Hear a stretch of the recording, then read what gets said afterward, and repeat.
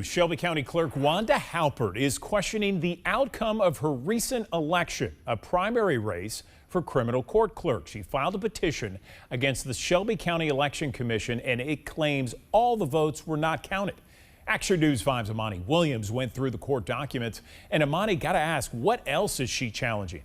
Well, Halbert, she has 126 votes from winning her race in the Democratic primary. Well, she wants a recount of the votes because she says thousands were not counted.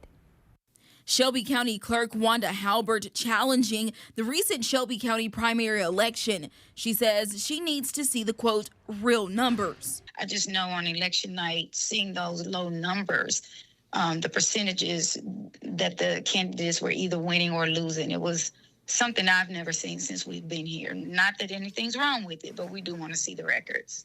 Halbert lost by 126 votes in the Democratic primary for Shelby County Criminal Court Clerk. The petition claims over 1,700 absentee ballots were not counted.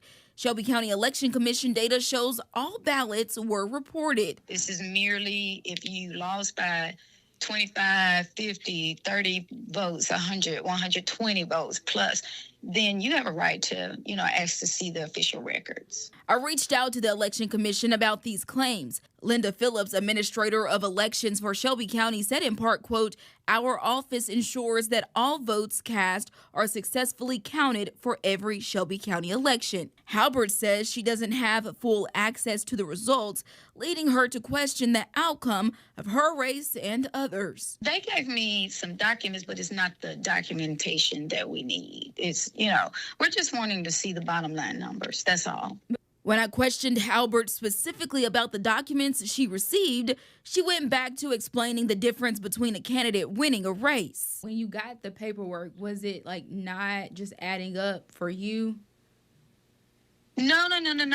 Okay.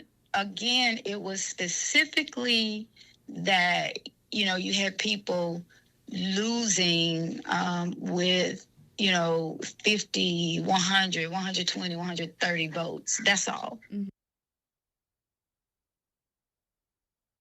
Well, Halbert says this petition does not mean she believes someone cheated or something illegal is going on at the Election Commission. She just wants to make sure everyone's votes are counted.